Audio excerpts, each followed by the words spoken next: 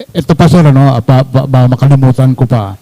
Alam natin ngayon na mas grabe ngayon ang order sa online. So, meaning, may mga imported products dyan, particularly yung mga processed products natin, hindi may iwasan na may mga galing sa ibang bansa, no? Ngayon, para lang masakakapanganan ng ating mga nanonood ngayon, no? May mga produkto na hindi natin mabasa. Ibig sabihin, walang English, no? Tulad ng binabanggit namin dati sa PHA, walang English translation. So, paano natin malaman ito? Ano ito? Una, anong klase ito? Expired na ba ito? Walang ganun eh. Walang mababasa eh. So, paano natin mabigyan ng proteksyon ng ating mga kababayan tungkol sa bagay na ito? Thank you very much, Kawi, at ni-raise mo yung issue na yan. Meron po tayong batas sa labeling. No?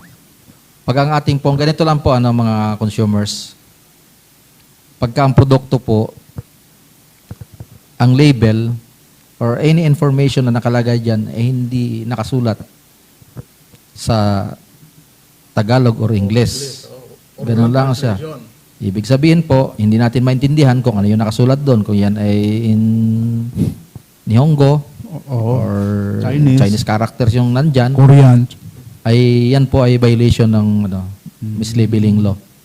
No, and yan po ay pag nakita po namin ay ano po yan, ma-issuean po namin ng show cause order and eventually baka ma-formal charge pa.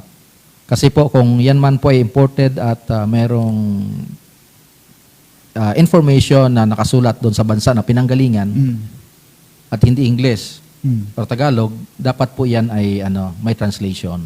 Yes. May translation po. Lalong-lalo na po kung ito ay cosmetics. Lalong-lalo na po kung ito ay electrical products. Lalo na Food siguro products, pagkain, yes. lalo na po pag ito'y pagkain po. Oo. At yung mga products covered by mandatory standard certification. Kasi dun yung stake doon yung safety ng ating mga consumers. So, kung kayo po ay umu-order online, meron naman po kasi yung mga naka-post sa kung ano yung mga label at saka Yes. Pag alam niyo naman po na walang translation, ay huwag niyo na pong tangkilikin, no? At pag tayo naman po ay sa stores, no, sa stores. Halimbawa sa supermarket namili, usually po pag mga food products, meron po yung pag nag-importer ay halimbawa, 'di ba mga imported products may nakalagay imported by, Yes, yes. kung ano 'yon. Tapos meron pa yung under license.